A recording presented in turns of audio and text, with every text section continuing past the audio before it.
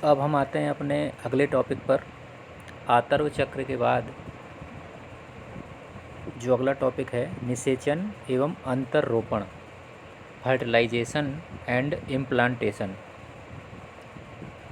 कोई भी लैंगिक जनन तभी सफल माना जाता है जब नर व मादा युग्मक के मिलन से एक द्विगुणित जाइगोट का निर्माण हो जाता है और वह जाइगोट भ्रूण में परिवर्तित होकर नए शिशु का विकास प्रारंभ कर देता है। तभी वह लैंगिक जनन सफल माना जाता है, क्योंकि उससे नए जीव के उत्पन्न होने की संभावना बढ़ जाती है। तो निषेचन आपकी कॉमन प्रोसेस है, कई बार बताई जा चुकी है। अगुणित नर युग्मक और अगुणित मादा युग्मक के मिलने की प्रक्रिया निषेचन कहलाती है, जिसके द्वारा एक द्विगुणित 2n बनता है, सभी को पता है आपको, द्विगुणित जाइगोट का निर्माण होता है। वह प्रोसेस फर्टिलाइजेशन कहलाती है या निषेचन कहलाती है। तो ये मनुष्य में कैसे होता है? तो हमने आतर्व चक्र और स्त्री और पुरुष के जनन तंत्र के सारे भाग हमने पढ़ लिए थे। तो जब स्त्री एवं पुरुष के बीच संभोग की क्रिया होती है या मैथुन की क्रिया होती है या कॉपुलेशन भी कहते हैं इसको, तो जब मैथुन क्रिया होती है उसमें शिश्न जो होता है पुरुष का, वह स्त्री की योनि में गहराई तक प्रवेश करता है और अपने वीर्य को स्त्री की योनि में छोड़ देता है। यानी कि शिश्न द्वारा मैथुन क्रिया के समय शुक्र या वीर्य को, सेमेन को स्त्री की योनि में छोड़ा जाता है। इस प्रक्रिया को कहते हैं वीर्य सेचन या इंसेमिनेशन। तो जैसे ही वीर्य छोड़ा जाता है, मैंने शुक्राणु की संरचना समझाई थी, उनमें पूंछ होती है। गतिशील शुक्राणु तेज़ी से गति करते हुए, बहुत यहाँ से आप देख रहे हैं ये शुक्राणु आपको दिखाई दे रहे हैं, तो ये शुक्राणु तेज़ी से गति करते हुए, बहुत तेज़ी से गति करते हुए गर्भाशयी ग्रीवा से लेकर, ये सारे पार्ट मैंने बता रखे हैं, गर्भाशय में प्रवेश करते हैं और अंततः जाके पहुंचते हैं अपनी मंजिल पर। और उनकी मंजिल होती है कहाँ? फैलोपियन ट्यूब का एम्पुला भाग, जो बताया था मैंने, फैलोपियन ट्यूब का एक एम्पुला भाग होता है, वहीं पे निषेचन क्रिया होती है। उसे हिंदी में तुम्बिका भी कहते हैं, एम्पुला, याद रखेंगे, एम्पुला ऑफ ओविडक्ट और फैलोपियन ट्यूब। अभी तक यही सुना होगा, फैलोपियन ट्यूब में होता है, लेकिन फैलोपियन ट्यूब के भी तुम्बिका एम्पुला रीजन में निषेचन क्रिया होती है। तो शुक्राणु वहाँ तक पहुँच जाते हैं गति करते हुए, और उसके बाद उसी समय अंडाशय द्वारा जो मोचित अंडाणु होता है वह भी तुम्बिका क्षेत्र में या एम्पुला क्षेत्र में पहुँच जाता है, जहाँ निषेचन क्रिया संपन्न होती है। निषेचन तभी हो सकता है जब शुक्राणु, ये आप शुक्राणु देख रहे हैं और बीच में जो अचल होता है ये अंडाणु है, ये अंडाणु और ढेर सारे ये शुक्राणु हैं, सारे के सारे स्पर्म्स हैं, बीच में जो दिखाई दे रहा है ये ओवम है। निषेचन तभी संभव होता है जब शुक्राणु और अंडाणु दोनों एक ही समय पर एम्पुला में पहुँचें, एक ही समय एम्पुला पे मौजूद हों। यही कारण है कि जितनी भी संभोग क्रियाएं होती हैं स्त्री पुरुष के बीच, उससे निषेचन व प्रेगनेंसी की गारंटी नहीं होती। मतलब ये ज़रूरी नहीं है, ये आवश्यक नहीं है जितनी बार भी संभोग क्रिया हो उतने बार ही निषेचन हो और महिला प्रेग्नेंट हो, इसकी कोई गारंटी नहीं है। क्योंकि जब दोनों ही एक साथ पहुंचेंगे शुक्राणु और अंडाणु, तभी उनका मिलन हो पाएगा और तभी निषेचन क्रिया हो पाएगी और द्विगुणित जाइगोट का निर्माण हो पाएगा। इसलिए प्रत्येक संभोग या मैथुन क्रिया से यह गारंटी नहीं है कि महिला प्रेग्नेंट होगी। तो अब शुक्राणु जो थे वो गति करते हुए अंडाशय के पास पहुंच जाते हैं। तो आप देख रहे हैं यहाँ पे बहुत सारे, तो और एक बार के इजाकुलेशन में, स्खलन में, पुरुष के वीर्य में बताया था मैंने काफ़ी शुक्राणु होते हैं, तो वो तैरते हुए, तेज़ी से तैरते हुए पहुँच जाते हैं और अंडाणु के पास बहुत सारे शुक्राणु पहुँचते हैं, लेकिन उनमें से केवल एक शुक्राणु, एक ही शुक्राणु होता है। वह क्या करता है, देख रहे हैं आप, यहाँ पर भी है बहुत सारे, केवल एक ही शुक्राणु जो होता है वह अंडाशय से स्रावित हुआ है। आपका ये ओवम दिख रहा है आपको, ये ओवम, इस ओवम की जो बाहरी झिल्ली होती है, ओवम की जो सबसे बाहरी झिल्ली होती है यानी अंडाणु की बाहरी झिल्ली होती है, वो कहलाती है अंडावरण या जोना पेल्यूसिडा। उसे जोना पेल्यूसिडा भी कहते हैं। यहाँ आप देख सकते हैं ये स्ट्रक्चर है, ये अंडाणु है, और ये बाहर जो छोटे छोटे स्ट्रक्चर दिखाई दे रहे हैं ये सारे शुक्राणु हैं। ध्यान से देखेंगे तो जो सबसे बाहर का स्ट्रक्चर है अंडाणु की, जो बाहरी लेयर होती है, वह जोना पेल्यूसिडा होती है या अंडावरण कहते हैं। इसके संपर्क में शुक्राणु आते हैं और शुक्राणु ऐसी व्यवस्था कर देता है कि जो पहला शुक्राणु से टच करता है वो ऐसी व्यवस्था कर देता है कि और भी कोई शुक्राणु उसके अंदर प्रवेश ना कर पाए। इसीलिए मोस्ट ऑफ द टाइम्स एक ही शुक्राणु अंडाणु को निषेचित करता है, लेकिन बाई समटाइम्स देखा होगा आपने कि जुड़वा बच्चे भी पैदा हो जाते हैं। उसका कारण यही होता है बाई चांस दो शुक्राणु भी एंट्री कर देते हैं अंडाणु में और दोनों ही निषेचित कर देते हैं, जिससे ट्विंस पैदा हो जाते हैं, जुड़वा बच्चे पैदा हो जाते हैं। तो जोना पेल्यूसिडा में ये व्यवस्था कर दी।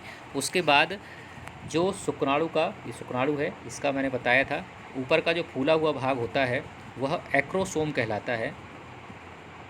उस एक्रोसोम में कुछ ऐसे एंजाइम्स होते हैं जो अंडाणु की जो बाहरी झिल्ली है जोना पेल्यूसिडा और प्लाज्मा में, इनको तोड़ते हुए अंदर पहुंचता है एक्रोसोम का वाला भाग। ये देखिए एक शुक्राणु पहुंचा, तो बाकी जो उसकी टेल है वो बाहर ही रह जाएगी, वह अंडाणु की भित्ति के अंदर प्रवेश नहीं करता। और उसके बाद जाके यह क्या करता है, सेकेंडरी oocyte बताया था मैंने, द्वितीय अंडक, इसके मियोसिस को प्रेरित करेगा, जिसके फलस्वरूप एक सेकेंडरी पोलर बॉडी बनती है और एक आगुणित ओवम बनेगा। और आगुणित न्यूक्लियस ये मौजूद होता है और इसी के आगुणित केंद्रक से शुक्राणु का आगुणित केंद्रक फ्यूज़ करता है, जिसके जरिए फिर एक द्विगुणित जाइगोट की रचना होती है। यानी कि जो हमारा जाइगोट होता है उसमें जो गुणसूत्रों की संख्या होगी पुनः 46 हो जाएगी, क्योंकि बाकी दोनों जो युग्मक थे वह आगुणित थे, तो उनमें 23 क्रोमोसोम्स थे। इस तरह से फिर से जो मनुष्य जाति की संख्या है 46 गुणसूत्र की, वह जाइगोट में स्टोर हो जाती है और पुनः वह जाइगोट आगे अपने विभाजन के लिए तैयार हो जाता है।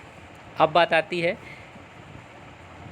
क्योंकि पुरुष में और स्त्री, मनुष्य में दो ही लिंग होते हैं, तो कब ये होने वाली संतान पुत्र होगा और होने वाली संतान पुत्री होगी, इसका डिटेल चैप्टर 5 में आप डिटेल में पढ़ेंगे। लेकिन यहाँ पे हम इसको आउटलाइन जानेंगे क्योंकि ये भी इस टॉपिक में है। तो आपको सभी को बताया था मैंने कि नर और मादा दोनों में 46 गुणसूत्र होते हैं। ये नर है, ये मादा है, दोनों में 46 गुणसूत्र होते हैं, दोनों ही 46 गुणसूत्र वाले होते हैं। और जब इनमें युग्मकों का निर्माण होता है, जैसे ये आप देख रहे हैं, ये नर युग्मक है तो ये मादा युग्मक है, तो जो नर युग्मक होता है उसका 23वां जोड़ा ही यह डिसाइड करता है कि होने वाली संतान पुत्र होगा या पुत्री। तो पुरुष का 23वां जोड़ा XY होता है और स्त्री का जो 23वां जोड़ा होता है वह XX होता है। यानी कि स्त्री में 100% X गुणसूत्र होते हैं और पुरुष में 50% X और 50% Y। तो केवल एक Y गुणसूत्र ही है जो ये डिफरेंट है। तो जब ये Y पुरुष का स्त्री के X से फ्यूज़ करता है तब तो पुत्र की उत्पत्ति होगी, अदरवाइज़ X से X जब फ्यूज़ करने वाला है तब पुत्री बनती है। यानी समझ में आ गया होगा आपको, जब पुरुष के Y से महिला का X मिलेगा तो पुत्र का जन्म होगा। यानी यहाँ पे ये देख रहे हैं आप, पुत्र की उत्पत्ति होगी। और जब फिगर में दिखाया गया है, इसमें आप देख सकते हैं, ये नर युग्मक था और XY, और मादा में XEX होते हैं। तो जब इसके पुरुष के Y से स्त्री का X मिला तो ये देखिए पुत्र का निर्माण हुआ, नर का निर्माण हुआ। और जब पुरुष का X और मादा का भी X यानी स्त्री का भी X, तब एक मादा संतति यानी कि लड़की की उत्पत्ति होती है। इस प्रकार मनुष्य में यह निषेचन क्रिया संपन्न होती है। इसके बाद अगला स्टेप है, उसको हम पढ़ेंगे, वह है इम्प्लांटेशन। कि इम्प्लांटेशन क्या होता है या अंतररोपण क्या होता है, इसको हम देखते हैं।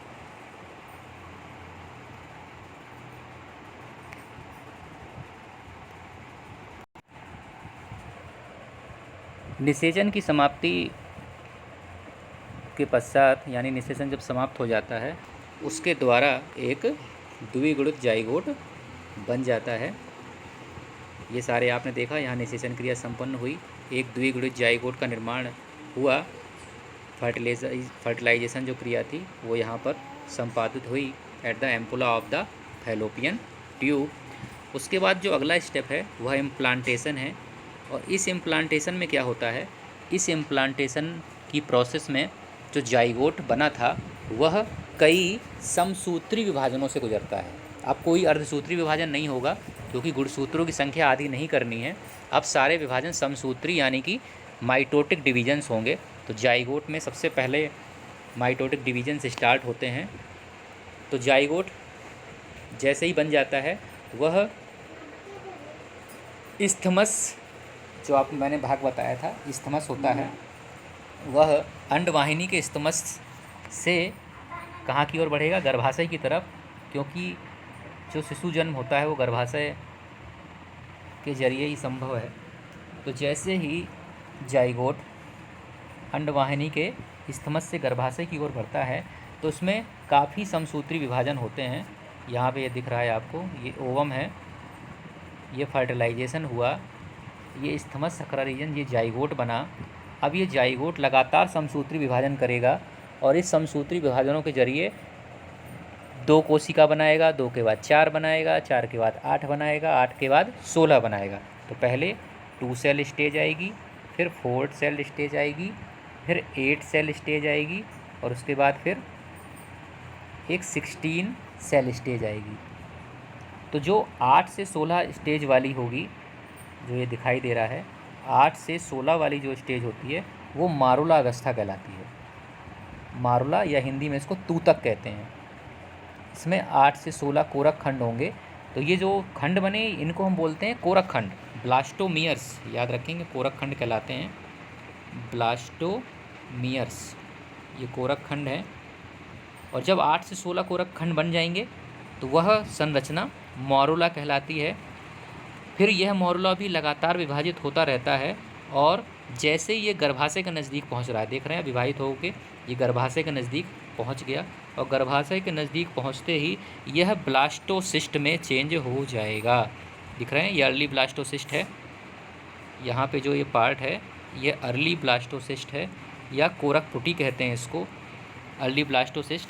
तो और जो ब्लास्टोसिस्ट की संरचना होती है वो ब्लास्टोमियर्स से होती है, अर्थात कोरक खंडों से होती है।